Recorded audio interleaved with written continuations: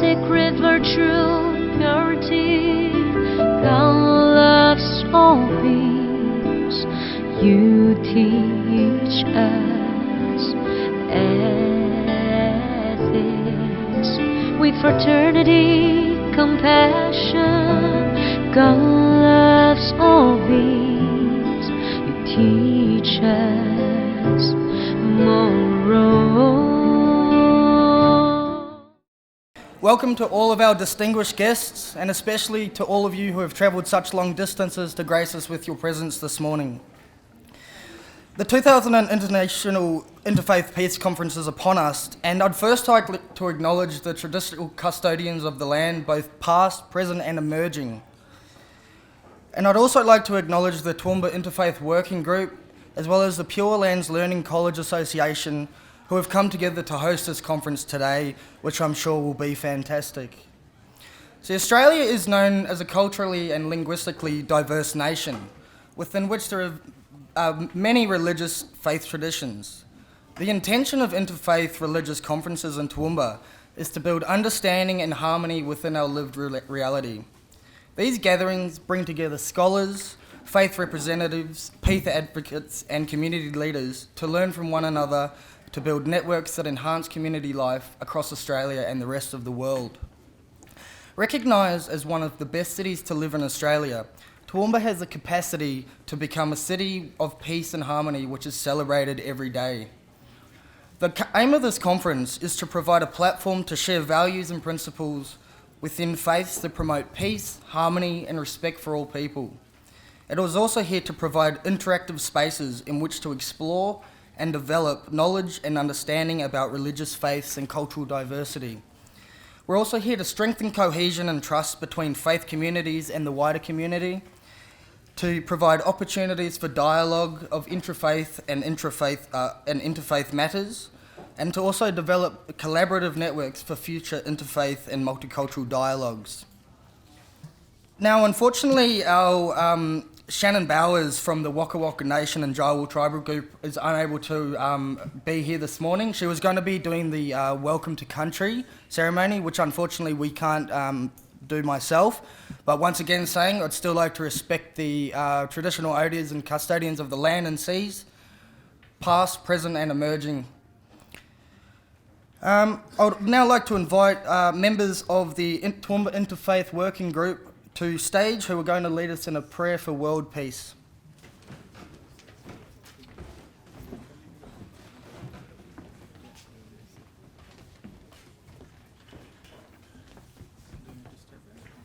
Good morning, friends. It's great to be together. This lovely bunch of people meet together once a month for a time of discussion and planning, and we always begin and end our time together with an affirmation or prayer. We begin with a time of silence, maybe 3 slow breaths, and then we go on to affirm. And then we'll close with a time of silence, again 3 slow breaths. Bear with us and listen as we go.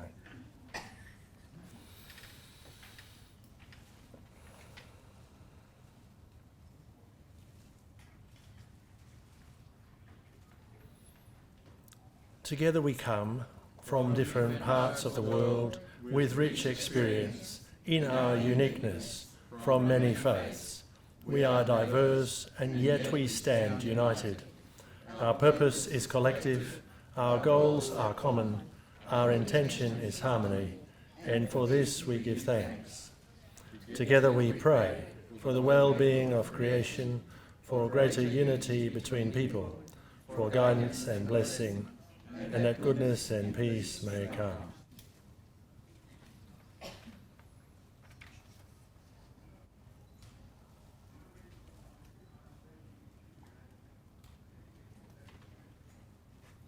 May goodness and peace come from our time together. Thank you.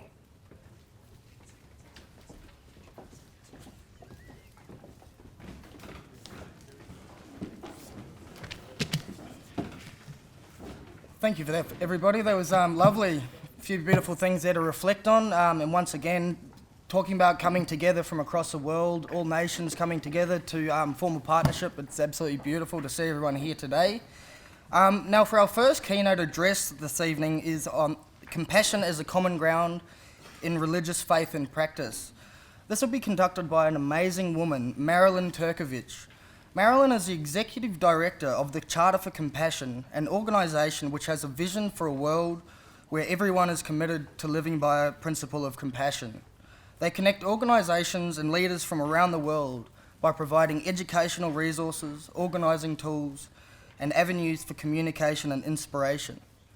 Now, unfortunately, Marilyn is unable to join us in person today, but however, we're delighted to have her here via live video stream and a couple of other videos on the left.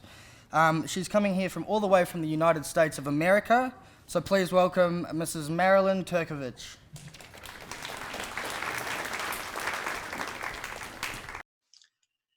Hello, everyone.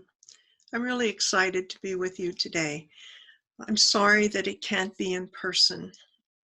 However, I'm coming to you from my home on Bainbridge Island, which is in Puget Sound, just about a 40-minute ferry ride from Seattle.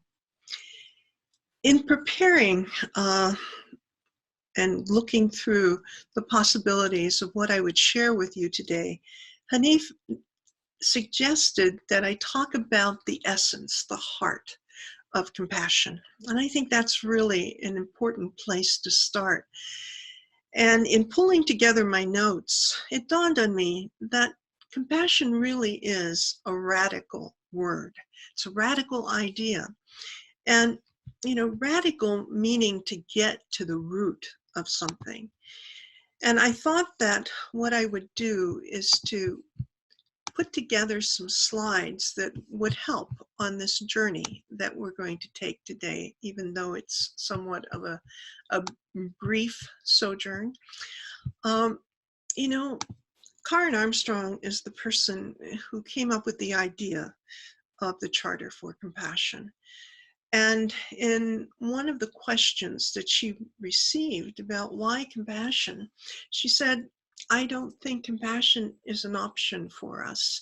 It's essential for the survival of our species.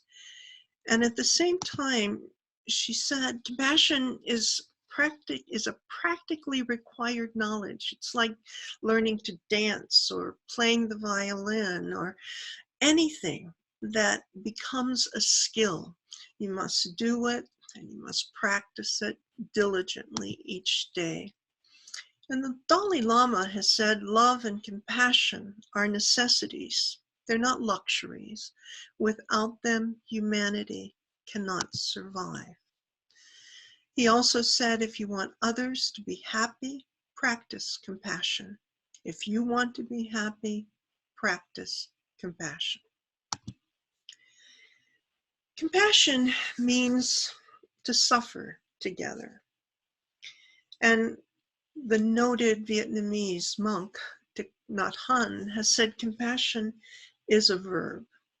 There's something else that we might want to consider here, and that oftentimes compassion is used when in fact the situation is really one of empathy. When you see someone hungry and you have an emotional reaction, and perhaps you witness a colleague who might be maligned, you have a concern for these people. Then this isn't compassion, it's empathy. Among emotional researchers, empathy is defined as the feeling that arises when you're confronted with another person's suffering and you feel motivated to relieve that suffering. But compassion's not the same as empathy. Though the concepts are really very much related, empathy refers more generally to our ability to feel the emotions of another person. Compassion is when those feelings and those thoughts include the desire to help, but more than that, you do help. Research shows that when we feel compassion, our heart rate slows down. We secrete the bonding hormone oxytocin, and regions of our brain linked to empathy, caregiving, and feelings of pleasure light up, which often results in our wanting to approach and care for other people It means that we begin to take care of other people, animals, the environment, and, as importantly, ourselves. Scientific research on compassion shows that being compassionate can improve our health, our well-being, and our relationships.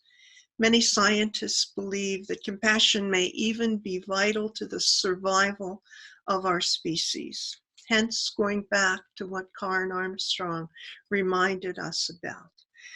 And that finding advantages can be increased through targeted exercises and practice. That practice can make perfect. I'd like to share a really brief video with you. And it's one that was made by a wonderful researcher at the University of California in Berkeley. And let's take a look at it first. One of the hardest questions when you think about the evolution of the human species from the standard framework of evolution, which really is about individual survival, competing, getting your genes to the next generation. One of the hardest questions within that framework is, why are people so frequently and routinely good and generous and sacrificing, right? And you know, most people think that Darwin had this idea of survival of the fittest, that really it's the most ruthless and bloodthirsty who really thrive and survive.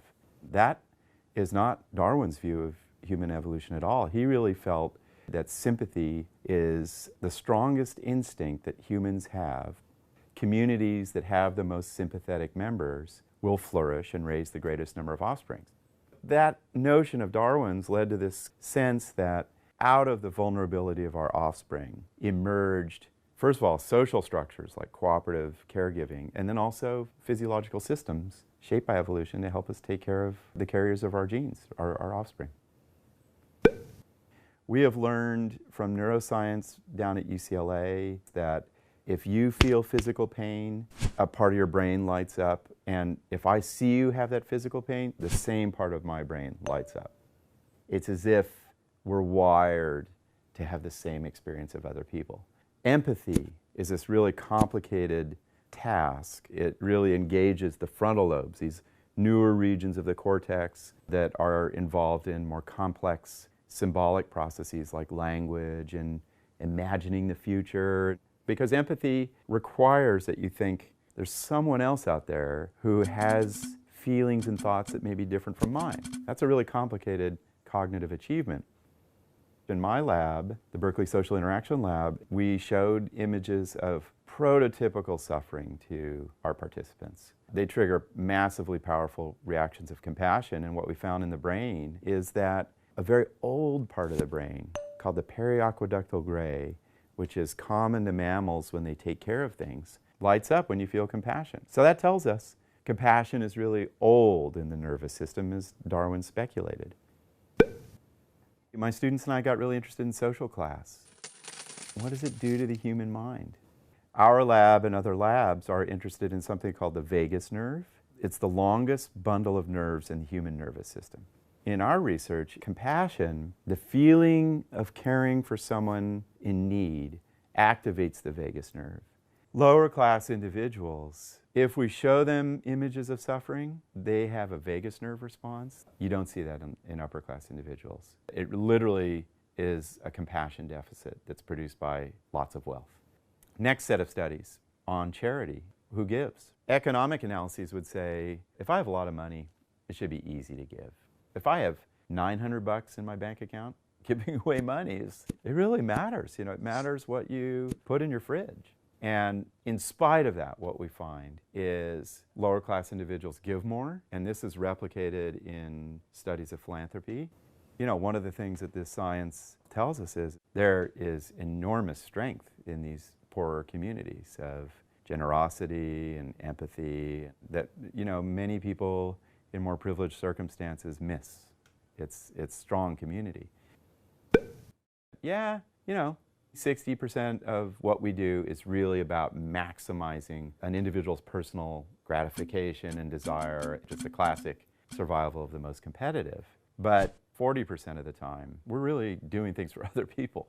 and we sacrifice and we risk exploitation and we still do it. And not only that, but it actually becomes personally fulfilling and inspiring to engage in that work. We find these secondary delights in acting on behalf of others. And I think that it really requires that we have to redefine human self-interest. You know, the great ethical traditions have always been encouraging this, and now we're seeing the science say, yeah, the brain really cares about other people.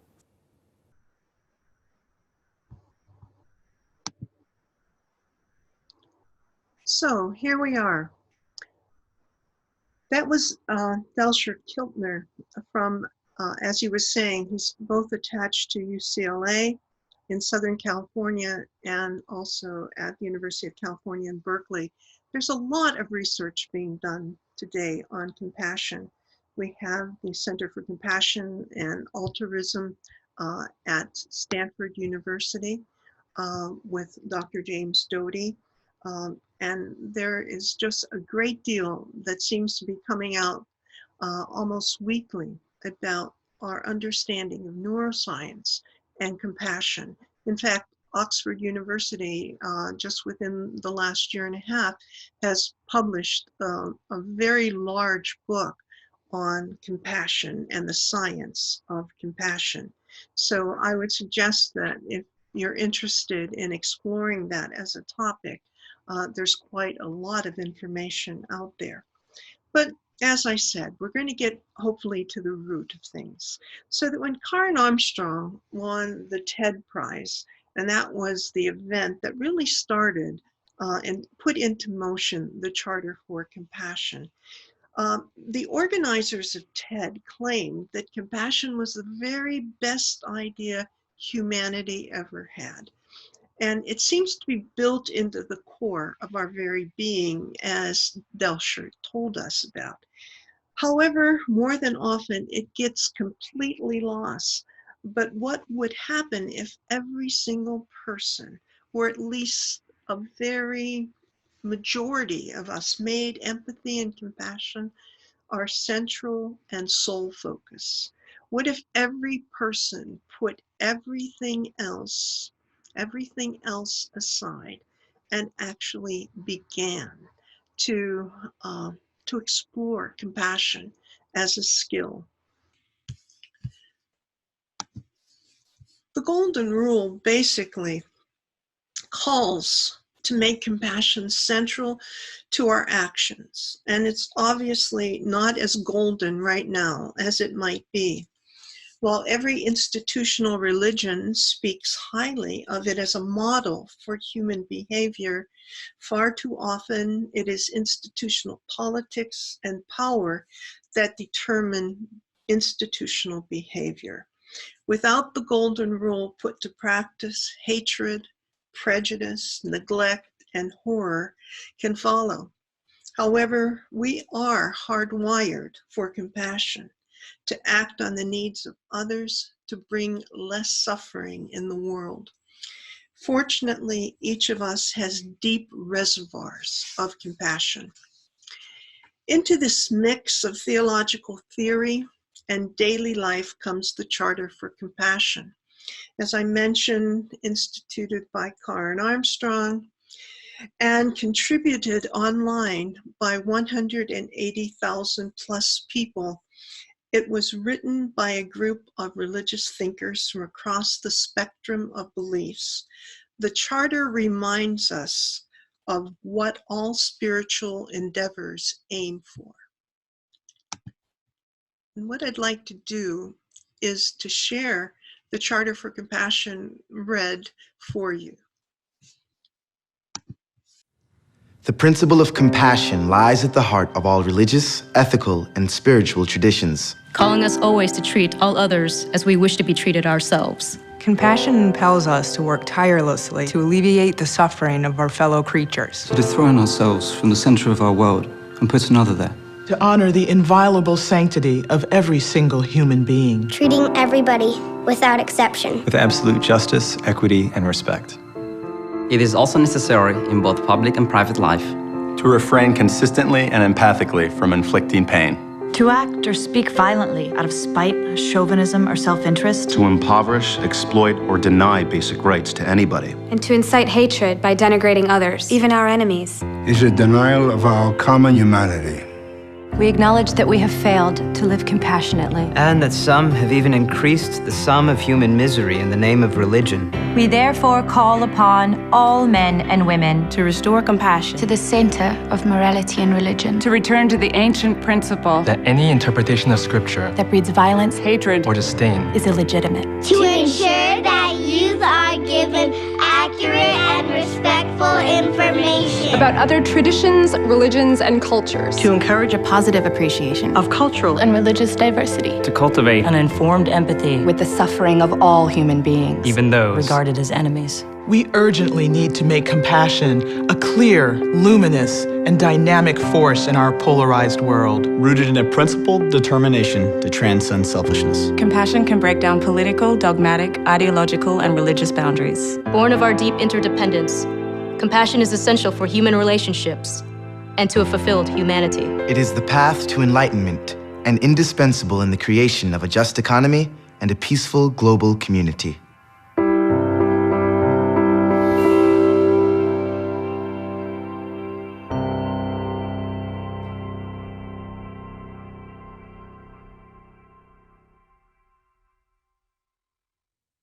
Lines of the Charter for Compassion. And that is, compassion impels us to work tirelessly to alleviate the suffering of our fellow creatures, to dethrone ourselves from the center of our world and put another there, and to honor the inviolable sanctity of every single human being, treating everyone without exception with absolute justice, equity, and respect. As we have seen through the work of Deltra Keltner, it is likely that the Golden Rule is really the basis of our evolution. And it may be that altruism in individuals based on modeling others as oneself confers evolutionary fitness. It is rather obvious that our world is interdependent. What happens in one part of the globe has an effect in another part, whether it is economic, environmental, or cultural. This is clearly another step in our evolution. So perhaps now there is a new evolutionary imperative to both deepen and widen the Golden Rule. It is rather obvious in this interdependent world that we have a huge goal. We need to walk the walk. We need to speak out, and at times we need to get our hands dirty. I'm very convinced that the Charter for Compassion is what the world needs right now. From Confucius, Lao Tzu, the Buddha, Jesus, the Prophet Muhammad, peace be unto him, Jesus, to the Dalai Lama, Thich Nhat Hanh, and Pope Francis, people have preached compassion for centuries, but how often is it that they put it into practice? Religion, which should advocate for compassionate living, is too often seen as part of the problem. In light of recent events, shootings, assassinations, the conflicts throughout the Middle East, in our neighboring New Zealand, the world is filled with injustices, unequal distribution of wealth, lack of access to basic needs of education, food, and water. There's a mood of despair around, and despair is a dangerous thing because once people lose hope, they cannot resort to living a life that is equal to other people, and oftentimes they move towards extreme measures. Compassion isn't popular as a virtue. People often prefer to be right. There is no compassionate quick scheme for things. There is a struggle for a lifetime because there are aspects in it that militate against compassion. For example, it's hard to love our enemies. We are driven by our legacy from our reptilian ancestors. It makes us put ourselves first, become angry, and when we feel threatened in any way, many of us lash out. Just like I'm certain each of you do, I struggle with compassion all the time, almost every day. Like you, I spend some time talking to myself and kind of questioning what my action is going to be or what my words are going to be. Nonetheless, we must force ourselves back to the theme of compassion. It's time we build a global community where people of all opinions and all ethnicities can live together in harmony. Isn't it time for us to get to work, to make our voices heard? Making space for the other in our minds and in our hearts and in our policies is essential. We're always talking about the importance of democracy, but I think it is perilous in this world. We need global democracy where all people's voices are heard, not just those of the rich and the powerful and of the movers and the shakers, but of the homeless, the disenfranchised, for all who live on the fringe of society. There have been many who turn to the Charter for hope. And there are others who say that our prescription for compassion is naive. Think of Martin Luther King Jr., Mother Teresa, Chico Mendes, Rabindranath Tagore, of Gandhi, of Nelson Mandela. One sees what one person can do, the tremendous impact.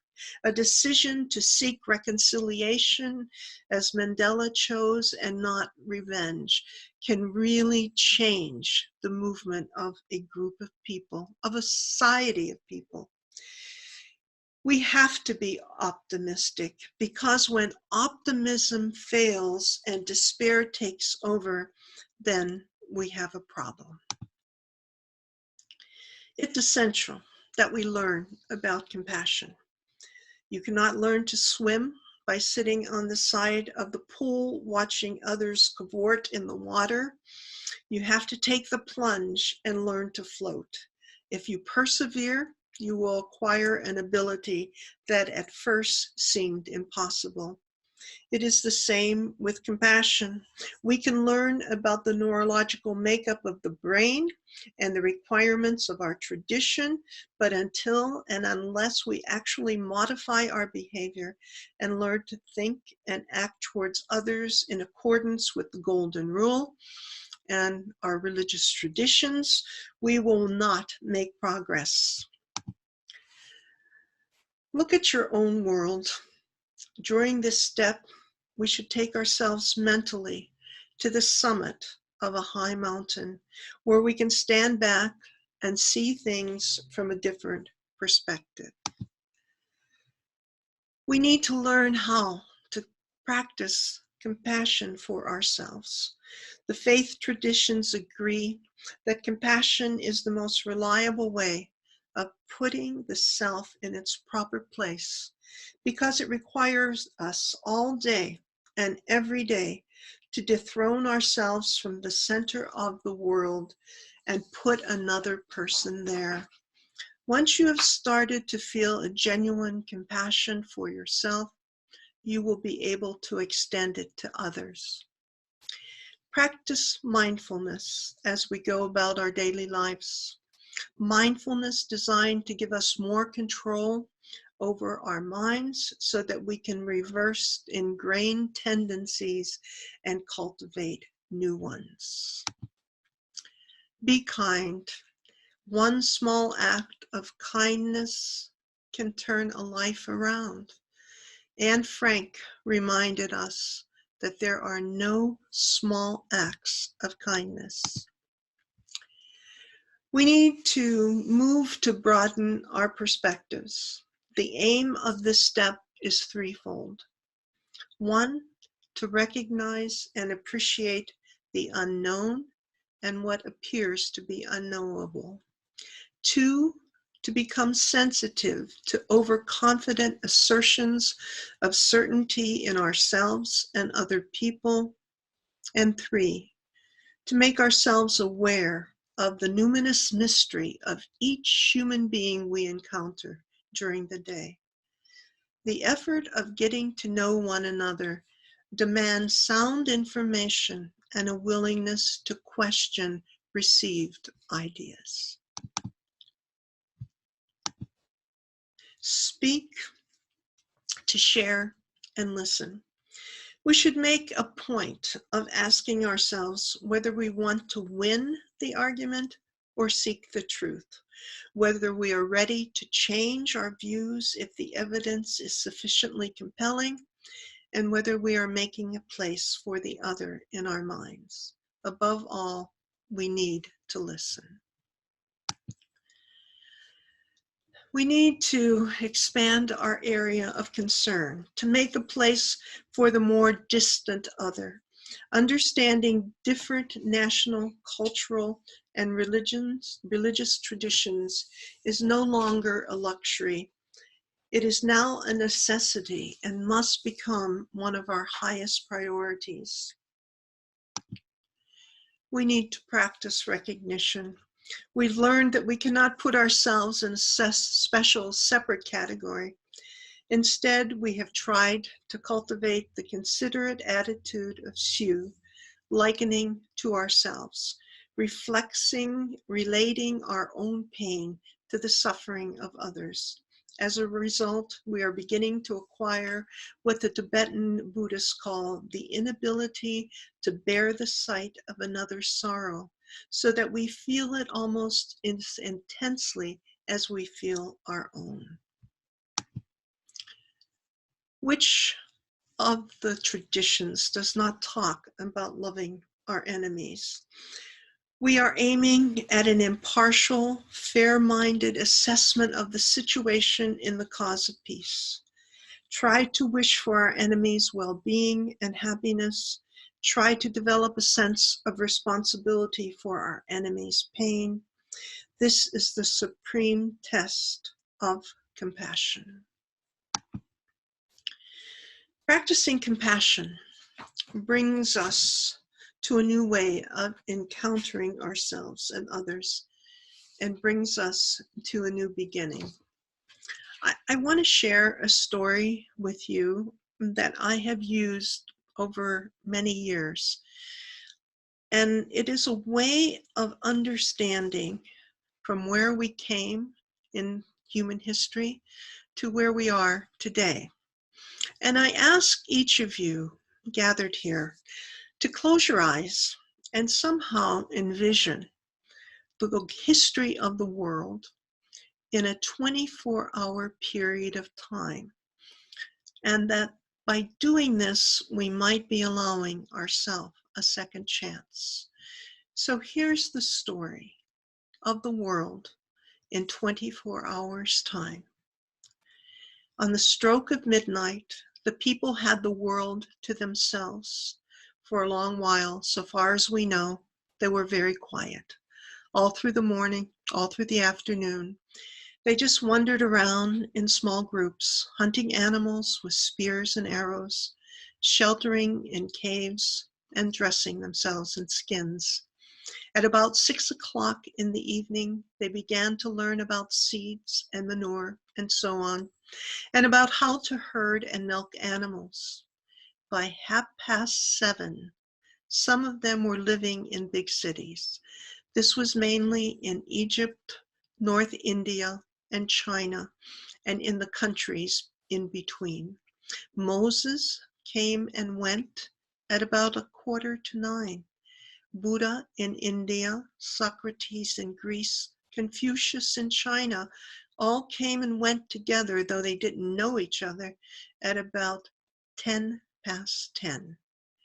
Christ was at 10:30, as also, give or take a minute or so, were the Great Wall of China and Julius Caesar. Muhammad was at 11. At about 11:30, there began to be biggest cities in Northern Europe. From about 11:45 onward, people went out from these cities and they began to steal from the rest of the world. They stole America, both North and South. They stole Northern Asia. They stole India. And just about 4 minutes to midnight, they stole Africa. At about 2 minutes to midnight, they had a big war among themselves. And then they had another big war only 50 seconds later. During the last minute before midnight, these people from Northern Europe were pushed back out of India and Africa, and also back out of many other countries, though not out of North America or Northern Asia, where they had become very satisfied and settled indeed. Also, during this last minute, these people invented nuclear weapons. They landed on the moon. They were responsible for almost doubling the world's population. They used up more oil and more metal than had been used in all the previous 23 hours and 59 minutes put together. It was now midnight again. It's the start of a new day. Compassion is there to help us with guiding into a new century, into a new millennium. We are here to serve, each of us, and to make the world a better place. Thank you so much.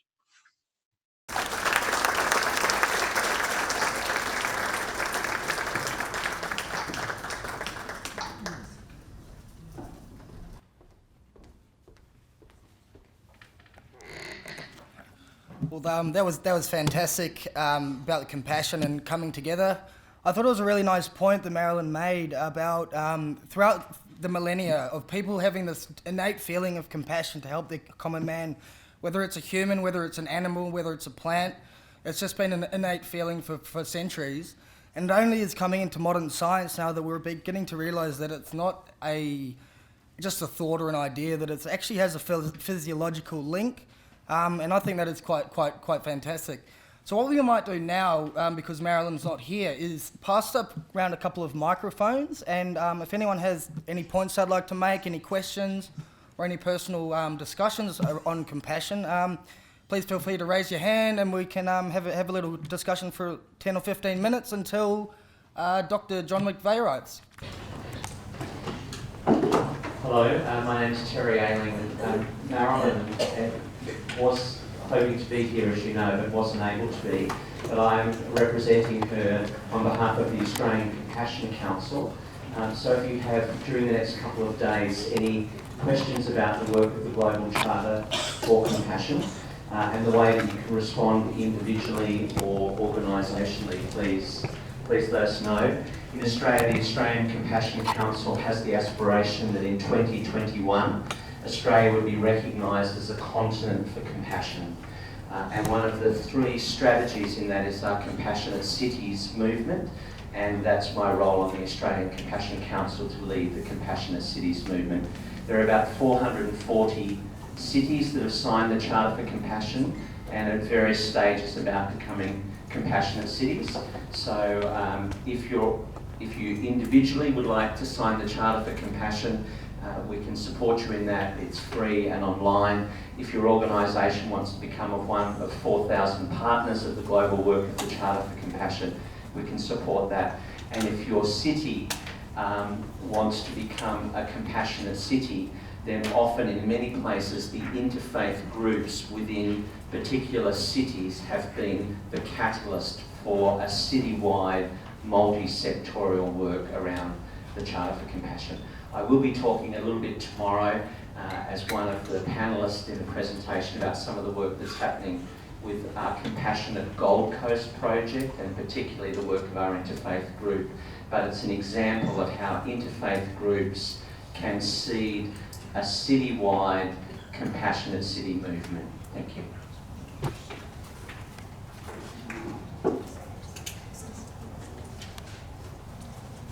Hello, my name is Ray Browley.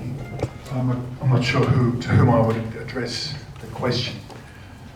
I would say this is good, but there's a problem, and the two world wars were referred to in our history, and I would say there is a mountain to climb here, which is the fact that humanity is, I would say, has now experiencing like a stress disorder from all the issues that it faces, particularly the conflicts and the wars have been getting worse, and basically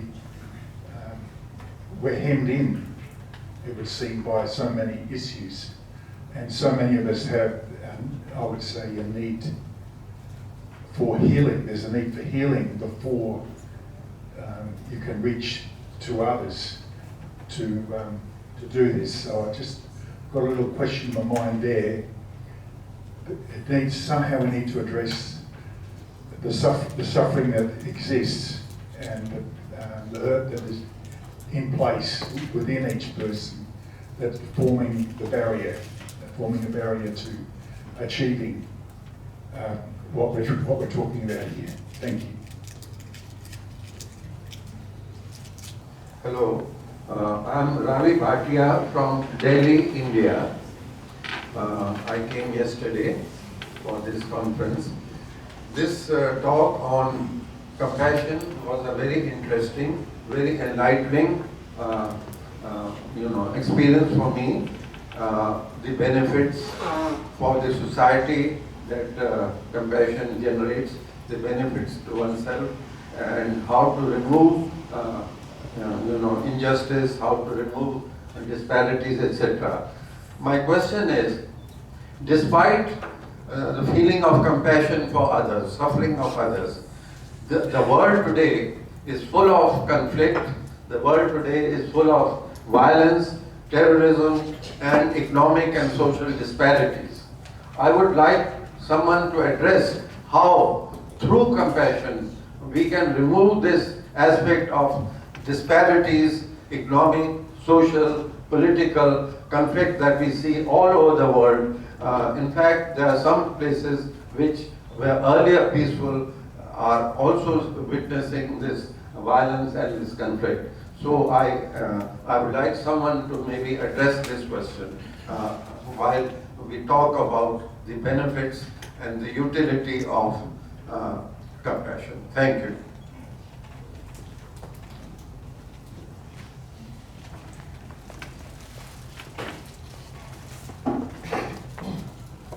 Hello everyone.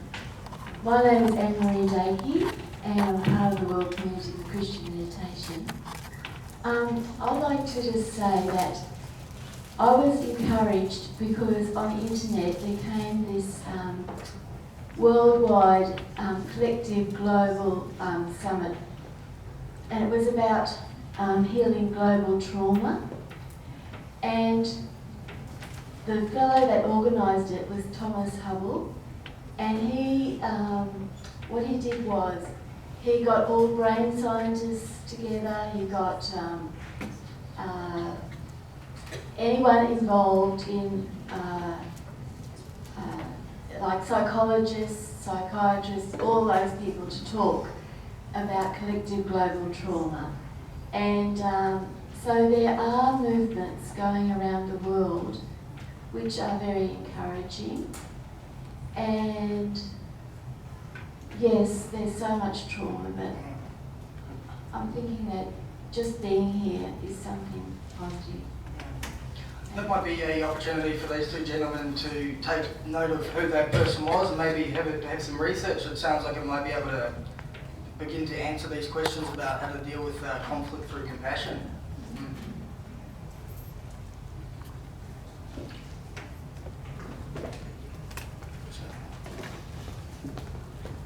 Bismillah ar-Rahman ar-Rahim. In the name of God, the most merciful, the most compassionate.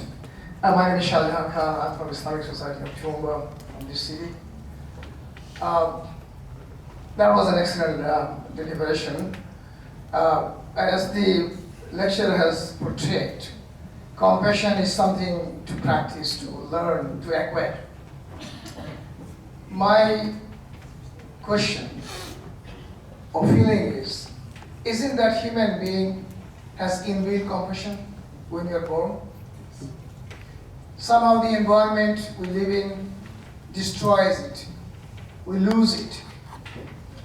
As an example, if I see somebody on the street has an accident and about to die, do I laugh? Am I happy? I'm not. Nobody is happy. So this feeling empathy has not been translated into compassion because we didn't work for it. We didn't feel the importance of it. Having experienced what we're experiencing today, that you are different from me. I only care for myself. Mine come first. This is an example of how far we are from empathy-led and compassion. And this, if we feel passionately about compassion, we have to acknowledge that. My friend from Delhi has mentioned that for political gains, for religious gains, and whatever it is, people are spreading hate, dividing, and importing and imposing what is just opposite of compassion. As human beings, we realize the importance of compassion. And lack of compassion has destroyed many nations, starting from Afghanistan, Iraq, and so on and so forth. And we have people in the boat coming from Indonesia to Australia, they're knowing that this sea is not the safest place on earth. Many of them drown, many of them killed, and so on and so forth. So it is a big challenge, but it is not unachievable. That's what my personal belief. But it will take a lot of effort, not just a meeting like this. I'm happy to see that the religious community has come together. People are all faith. This never happened before, as far as I know. But now it's happening. We are trying to find a common ground. And we are trying to commit ourselves to look after others, as my friend here, Taisu, was telling about, that listen, learn, and love. And compassion is going to grow as we grow in love for others. I thank the organizer of this event, the speakers, and I hope that you are going to achieve the objective that you're planning for, that will make this city, this country, and this world a better place with a lot of compassion for each other. Thank you very much.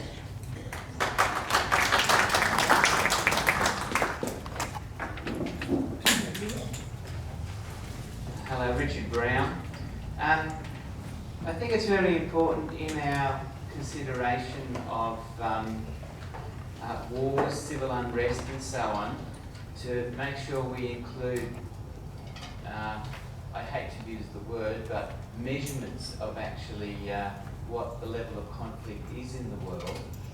And if we actually look at the number of deaths due to conflict per 100,000 people of population in the world, that figure is lower now than it has ever been in the last at least 500 years. So the actual number of people dying in conflict is low, even though I don't wish in any way to diminish the conflicts that are currently in progress and what is happening and what we hear about. But the changes in news reporting and the changes in ways we receive information has significantly increased the emphasis on many of those things. So I think it is possible to become discouraged more easily because of the way we receive information in the media and the way it is presented. And I've never heard publicly reported in the news that the level of deaths in conflict is actually lower now than it's ever been. We never hear that. We only hear that, you know, a particular event makes the news because it will, you know, grab the people's attention at that time. But let's be encouraged that, you know, in an overall sense, things are getting better.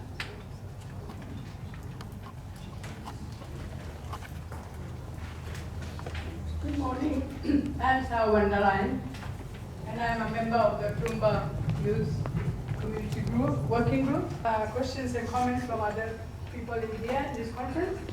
And acknowledge yourself And I'm so happy that we are in action now, not only talking.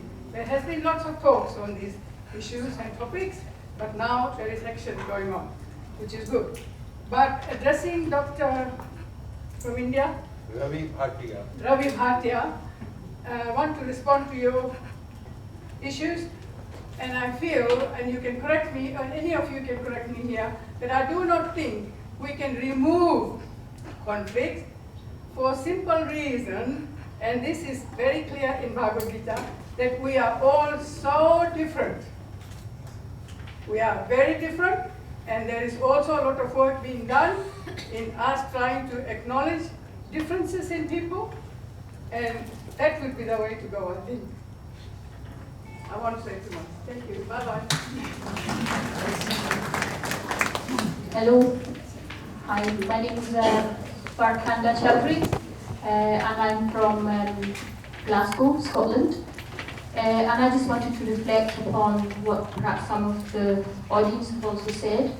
In relation to wars and the number of people killed, there are stats around that. But I think that this is much more about relationships and how we perceive our relationships in whichever country we live in. And I suppose part of compassion is about strengthening those relationships and getting over the fear of one another. And I think that there is a great stress across the world around that. And secondly, if compassion is a radical concept, then we also need to have some radical solutions for that. And it has to be multifaceted. But one of the areas where if governments really felt that this is really important is through schools, from primary school, nursery, upwards. We are so committed that our children learn and know about mathematics and English and other subjects because that is going to enable them to move in the world. But if compassion was also seen at the same level as mathematics, and parents are passionate that their children need to learn these and have this knowledge, then that would really shift if that was something that had it was at the same par as some of the other knowledges that we feel are important for us.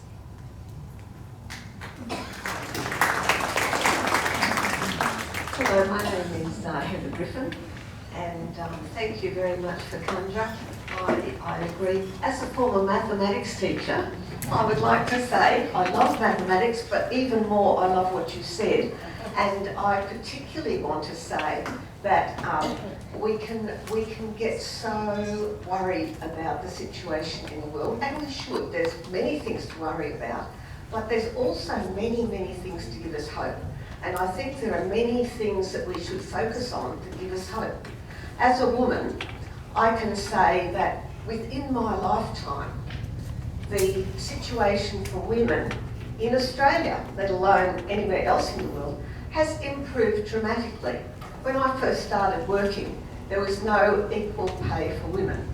When I first started as a geologist many years ago, it was still illegal for women to go down mines. So there's lots and lots of changes for women, but there's lots and lots of changes in things like medicine. We practice medicine because we care about each other. We care about the community. And people go into research and there are newer and newer medical practices coming to be, newer results of research, and people are living to longer and longer. I personally have never in my lifetime gone hungry. Now, I know that can't be said for a lot of people in the world. On the other hand, there are many, many ways that technology has served us well. So whilst there is cause for despair and looking at the world and saying, there are ways that we can do this area and this area and this area much better, there are also areas we can look at and think, we have great reason to be delighted, to be proud that we are doing much better than we have in the past in a whole lot of areas. Thank you.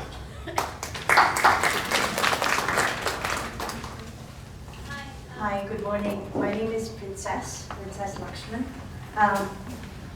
This morning's presentation has been quite enlightening. And one of the phrases I took from Sister Marilyn Turkovich was that compassion is shared suffering. I would like to actually go a little bit, probably one step further and say compassion is also shared healing. So when we look at compassion, we look at conflict and trauma. And when there is shared healing, one can only really practice that when you sit with your own conflict within yourself and heal through your own conflict. Shared can only come from knowing what it's like for your own self to feel something. And the individual really is the largest minority, isn't it? Your own individual self. So unless you sit with yourself and you heal through your own trauma, and how do you do that? You embrace forgiveness. And how do you do that?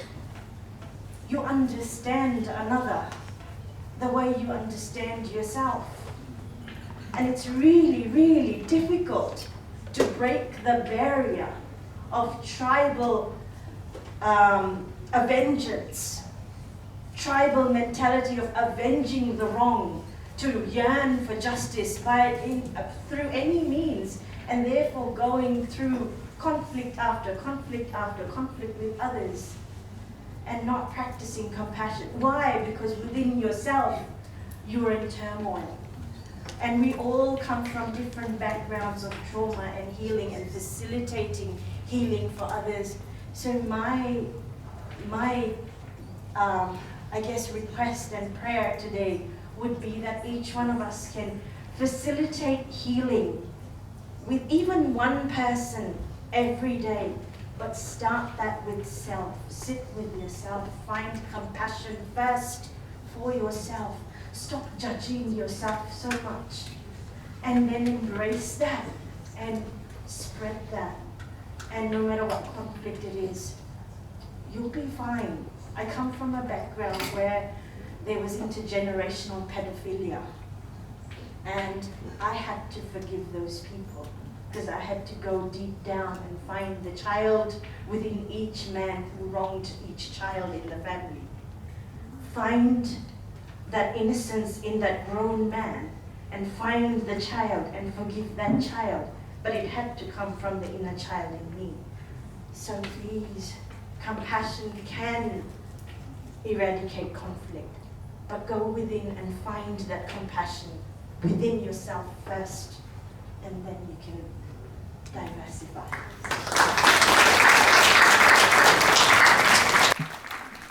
Thank you for that, Princess, and everyone else who made a comment. It was really, really good to reflect on and quite inspiring, I suppose. Dr. John McVeigh has just arrived, I've been told, so if he is around anywhere, I'd like to welcome him onto the stage.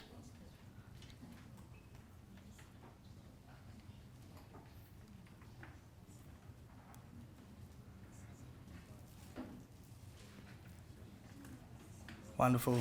So this is Dr. John McVeigh. He's our federal member for Groom, which is one of the electorates around Toowoomba here.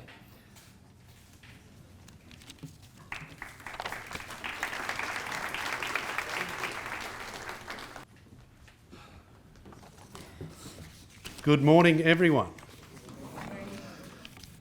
Thank you so much for including me in the program today. I'm always a great supporter, can I say, as a Toowoomba local living in this community, and in my case having the tremendous honour of representing this community along with other colleagues here at the state and local levels of government. I am a beneficiary of ongoing conversations about peace, about compassion, about understanding in our community. Therefore, to be back supporting the multi-faith, multicultural centre that supports all of us is indeed a great honour at this 2019 International Interfaith Peace Conference. Now, I notice in particular that the theme this year is, or this conference is, around compassion as a common ground of religious faiths and practices. I'm certainly not a faith leader, and I note that we have a number of faith leaders in the audience in the conference here today. But can I first of all express my appreciation for all of you, I guess in line with that theme perhaps, showing me a bit of compassion because I'm running so late, given that I was supposed to speak and share some thoughts right at the beginning of the proceedings today. So I appreciate that understanding, ladies and gentlemen. The reason, interestingly enough, that I was unable to be here at the scheduled time, and again I appreciate your understanding, was that at very short notice, over the last 24 hours, I was advised that the Deputy Prime Minister, a fellow by the name of Michael McCormack, would be in Toowoomba this morning, and I've just dropped him back to the airport and raced back here. Can I share with you that Hanif has criticised my driving as I pulled into the driveway out the front here. I'm in trouble with Hanif for driving too quickly, apparently. Are there any Queensland Police Service representatives? Okay, so Hanif will talk to you about that. But in having the Deputy Prime Minister here, it enables me in a very contemporary and very current way, if I can, just to speak from my perspective as a local representative, as one involved in politics on this, perhaps this concept of compassion, understanding, or in particular common ground. Because this morning we had the Deputy Prime Minister, as I said, in town, and the State Minister for Transport, a fellow by the name of Mark Bailey. So the Deputy Prime Minister is the leader of the National Party, and Deputy Prime Minister, as Deputy Prime Minister, he is, if you like, in the leadership team of the federal coalition government, which is a Liberal National Party government. And the State Minister, Mark Bailey, a fellow I certainly consider as a friend, is a senior minister in the state Labor government. So opposite sides of politics. Came together today in Toowoomba, it's a federal minister and the state minister, to sign an intergovernmental agreement on the Inland Rail project, a massive project from Melbourne to Brisbane that will bring many jobs and economic opportunities to our region, amongst many others. And that for me was common ground. A state Labor minister and a federal coalition minister, and I know those two are mates, in fact, sitting, shaking hands, speaking highly of one another in front of our local media because we were focused on a project that means something to our community. Like any other project, it has challenges. We've got to be compassionate and understand those who might be affected, and it's my job to work with them, local landholders and so forth. But to have a federal minister and a state minister from the opposite sides of politics come together on common ground to work on a project that will benefit our community, I think, speaks volumes. The game I work in is often reflected in news grabs on the television, particularly television news grabs from what we call question time in Parliament every day. And I'm sure any of you who observe question time on the television, and if you do, you probably need to find a new hobby, I would suggest. But if you do, you would see people yelling and screaming at one another, unfortunately. And I guess that's a bit of the theatre. If nothing else, ladies and gentlemen, I'm proud and very pleased to be able to come back to Toowoomba today, having got back from Canberra last night, and confirm that fundamentally in the federal parliament, where all parties come together to govern on behalf of Australia, fundamentally there is compassion and understanding between all of us. We're not perfect. We get it wrong. People, display at times behaviour that they regret, I'm sure, as would happen in parliaments and community gatherings at the state and local level of governments around the world.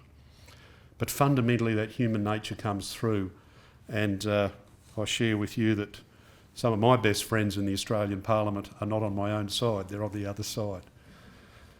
So I think if we have forums that operate on behalf of, in this case, all Australians, or communities, be they here in Australia, my homeland, or elsewhere around the world, that fundamentally are based on compassion between one another and an understanding that we have to, as a governing unit, ultimately be compassionate and understanding of those that we serve through the trials and tribulations of economic fortunes, of natural disasters, of bushfires, but particularly those ongoing issues of homelessness in our community, of those less fortunate than most of the rest of us. I think that's where humanity is at least trying to operate at its best. And it's that sort of thing that keeps me going in my job, and I'm sure for so many of you keeps you going in whatever you strive to do. Now, I note here at this conference we've got delegates obviously from our local community, and I see many friendly faces around the room as I scan my eyes around the room. But delegates from India, Malaysia, Singapore, I'm told Scotland, Wales, Germany. We've even got delegates, they tell me, from Brisbane. But each of you, as I understand it, coming together, and as I've observed at previous conferences, coming together to share your own stories and to talk, and I know that's a big part of this program. The strive for common ground, that approach to perfecting as best we can as human beings, because we're not perfect, our approach to proper compassionate and understanding between all of us is, I know, what you're all focused on, regardless of your beliefs, the culture and background that you come from. So 150 participants, as I understand it, and I'm sure that we'll see tremendous outcomes by the end of the conference, better understand and better compare and learn from one another how we can continue our efforts. So I wanted to wish you all the best. Again, my apologies for not being here at the beginning of the program. And I know for a fact, ladies and gentlemen, that I speak on behalf of other community representatives, sure, politicians, myself, my state colleagues in this part of the world, and most closely, if you like, or the area that I represent, the electorate that I represent, coincides or overlaps with the state electorates of Toowoomba South, Toowoomba North and Condamine, and of course the Toowoomba region from a local government perspective led by our Mayor Paul Antonio and all of his councillors. I know for a fact I speak on their behalf because I know all of them as individuals. And not all of us have the same, if you like, political beliefs or approaches to how we think the country, the state, the region should be run. But I can speak of a group of people across state and local government for whom I have the highest regard because they are compassionate people. I wanted to also, and I know it's the custom to do this at the beginning of one's speech, but I deliberately wanted to leave my acknowledgement of our traditional owners to the end of my address today. And it's a really simple point, I think, just so very simple. But it's something I share with you because my understanding is we're all sharing here at the conference, and so we should from our personal experience, none of which is any better than anyone else's personal experience. But I share my personal experience growing up here in the Darling Downs region. As a young boy, I met the late Senator Neville Bonner, who was Australia's first Indigenous politician. And I met him, I can still remember meeting him when I was only a little fellow, and it was as the son of reasonably politically engaged parents, it was really interesting for me to see an Indigenous politician. We have more now and we need more into the future. But just as we come together, and it is traditional now, thankfully, for us to acknowledge traditional owners, and depending on the people who are with us, to have an acknowledgement or a welcome to country.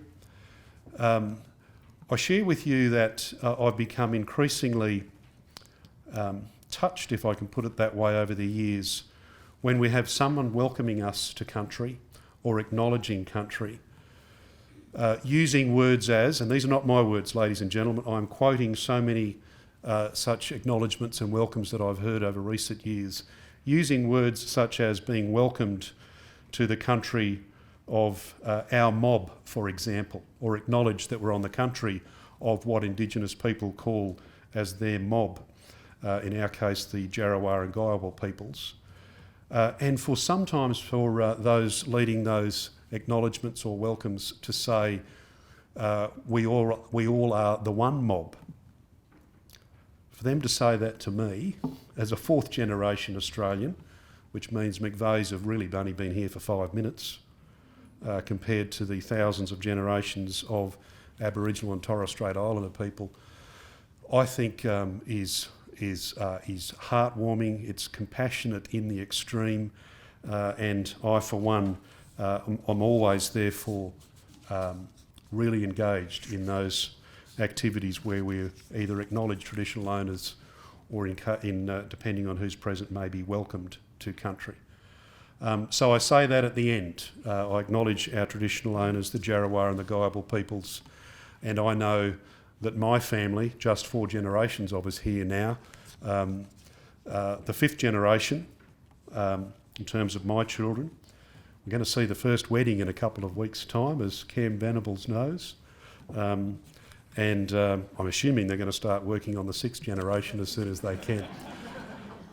But we're all coming together. So here we are, visitors today, in my case, people who have been here for only 4 generations, acknowledging our traditional owners, acknowledging the faith traditions, the cultures that we come from, and in my case, a tradition that I've enjoyed since a young boy, coming to St. Pat's Cathedral here and saying after communion, peace be with you, in this very place here, and I'm sure we all do say, I know we all do say that in our own way. So thank you very much, all the best for this conference. I look forward to learning more from conversations today and certainly out of today. Peace be with you all, and thank you for having me, and appreciate your understanding on my timing today. Thank you very much. On behalf of everyone here, gift of appreciation. Thank you. Thank you very much. No problem. Appreciate it. Thank you.